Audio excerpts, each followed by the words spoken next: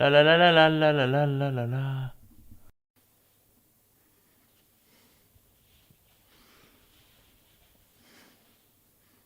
Ok.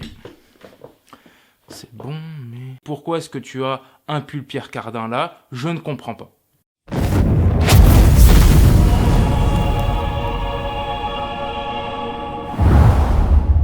Bonjour à tous. Bienvenue dans ce nouvel épisode de la chaîne Héraclès, la chaîne qui analyse et décrypte l'actualité sous un point de vue historique. Aujourd'hui, sujet qui nous emmène à la fois en Orient et au cœur de nos sociétés contemporaines, les relations entre les communautés juives et musulmanes.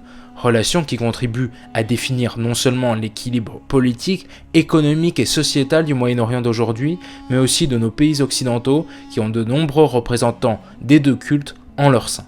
Alors je vous propose qu'on revienne sur l'histoire de ces deux grandes religions pour comprendre leurs oppositions, mais également leur complémentarité et leur histoire commune, et comprendre comment nous sommes arrivés à une situation de tension comme nous la connaissons aujourd'hui, mais également sur certains débouchés plus positifs comme on a pu les connaître récemment, par exemple avec le rapprochement entre Israël et certains pays arabo-musulmans. Allez, on se retrouve juste après ça, mais avant toute chose, sachez que je prépare une FAQ pour les 10 000 abonnés. Donc voilà, tout d'abord, merci à vous tous. Nous sommes 10 000. Et donc pour cela, je vous propose de me poser toutes les questions auxquelles vous souhaiteriez que je réponde. Et alors, pour les poser, c'est très simple. Vous les posez dans l'espace commentaire. Et alors moi, je choisirai... peut-être même toutes, on verra en fonction du nombre, soit je choisirai les plus pertinentes, soit je les prendrai toutes, et j'y répondrai lors de la FAQ qui sera publiée ce mois-ci. Alors lâchez-vous dans l'espace commentaire et bombardez-moi de vos questions sur Héraclès. Allez, on se retrouve juste après ça.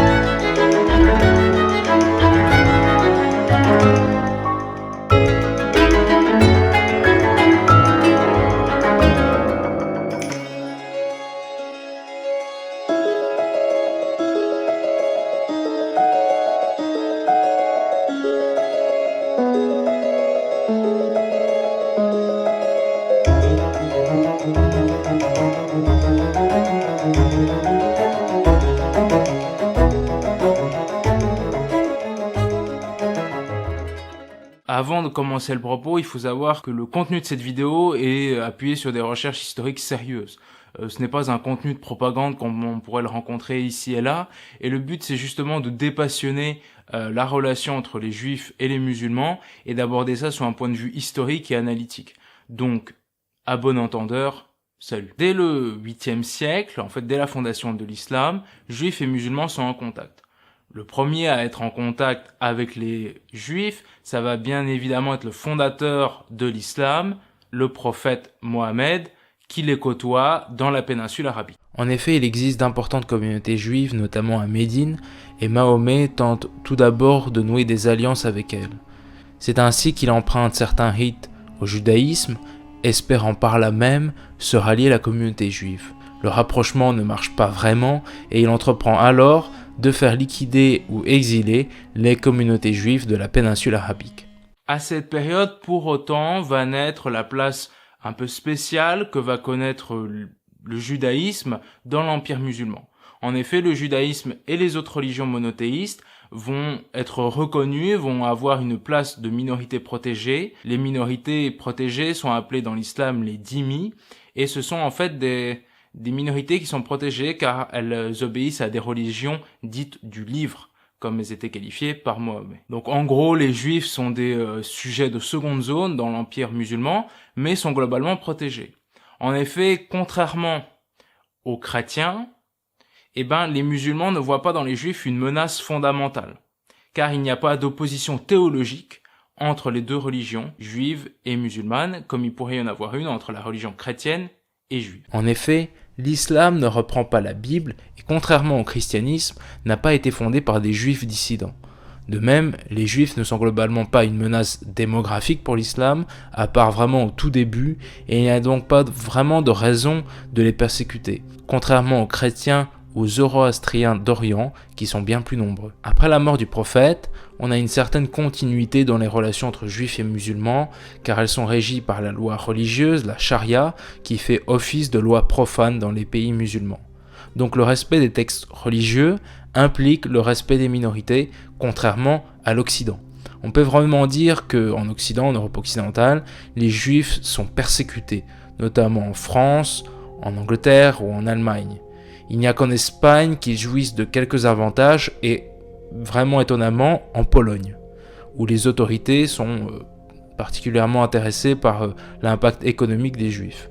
Durant la période classique de l'islam, entre le 8e et le 13e siècle, on a donc assez peu de violence à l'encontre des juifs.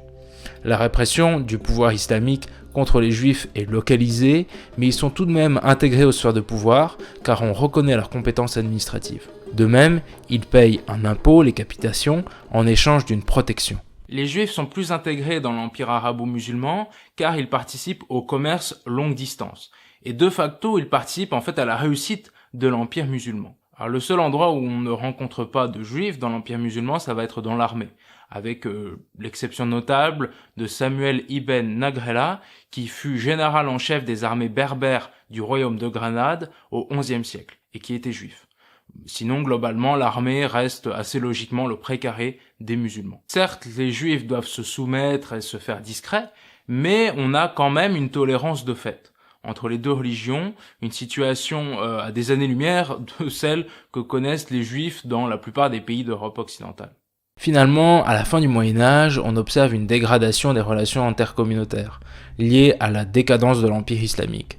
Pour autant, avec l'expulsion des Juifs d'Espagne vers l'Empire ottoman, c'est une nouvelle époque qui s'ouvre.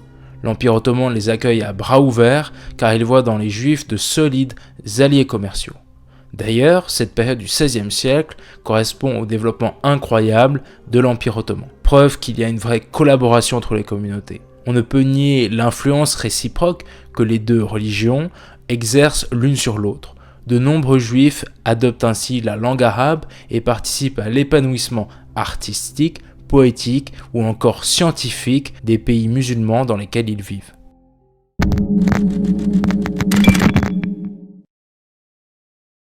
Le grand tournant des relations entre les juifs et les musulmans, ça va être la colonisation. Des tensions vont apparaître suite à l'appauvrissement du monde arabe et également l'importation de l'antisémitisme chrétien en Orient.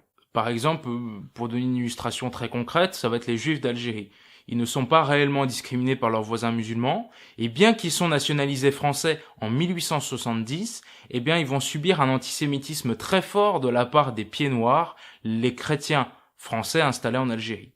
Et même Jean Jaurès dira que les juifs d'Algérie n'étaient pas de vrais Français. Cependant, la cassure majeure apparaît dans les années 1920-1930 avec le développement du sionisme qui consiste en l'arrivée de plus en plus massive en Palestine de migrants juifs. Ces migrants veulent créer un nouvel État juif sur les bases de leur État historique qu'ils avaient dû quitter sous l'Empire romain. Cette immigration se fait sur des terres déjà occupées par des Arabes et des Juifs de Palestine qui s'opposent tous deux de fait à ce mouvement migratoire et politique. Les Anglais, qui sont la puissance mandataire de la région, soutiennent en sous-main l'immigration juive et le rachat de terres aux Palestiniens. Alors, ceci va produire une véritable cassure entre les juifs et les musulmans, et l'on va de plus en plus demander aux juifs qui habitent dans les pays arabes de choisir entre Israël et leur pays de résidence. Alors certains juifs refusent ce choix. Par exemple, je pense aux juifs irakiens qui vont revendiquer leur nationalité irakienne, leur intégration dans la société irakienne et même leur usage de la langue arabe. Pour autant, cette bonne volonté n'est pas suffisante. La diffusion de la propagande nazie dans la région et également la diffusion d'écrits antisémites et complotistes. Je penserai par exemple au protocole des sages de Sion qui va être très largement diffusé dans le monde arabe. Tous ces éléments vont contribuer à la cassure entre juifs et musulmans. Ainsi, en 1941, un pouvoir arabe pro-nazi prend le pouvoir en Irak. Bien que mis en déroute en quelques semaines par les Anglais, certaines unités irakiennes s'en prennent à la communauté juive locale qui se fait massacrer en de nombreux endroits du pays durant une espèce de nuit des longs couteaux irakienne. Ceci crée un profond traumatisme dans la communauté juive. De même, l'activisme politique d'un responsable religieux musulman, le grand mufti de Jérusalem, qui s'allie à Hitler et prône l'expulsion des juifs de Palestine, confirme que les deux religions cohabitent de moins en moins. En 1948, l'État d'Israël voit le jour et une cohorte de réfugiés palestiniens se retrouve pris dans le conflit qui oppose Israéliens et pays arabes musulmans. Cette question des réfugiés continue encore aujourd'hui d'empoisonner les relations entre les deux religions.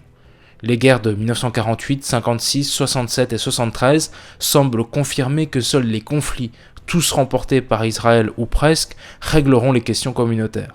D'un conflit qui au départ oppose des juifs et des arabes qui sont musulmans ou chrétiens, on assiste progressivement à une instrumentalisation religieuse qui se renforce dans les années 70 avec l'avènement des mouvements religieux radicaux, qu'ils soient musulmans ou juifs. Ces mouvements sont encore aujourd'hui le ciment de l'affrontement entre ces deux religions. On a bien eu une cohabitation entre ces deux religions durant des siècles. Seulement au XXe siècle, à la fin 19e, XXe siècle, on a eu des événements majeurs qui vont creuser le fossé entre ces deux communautés.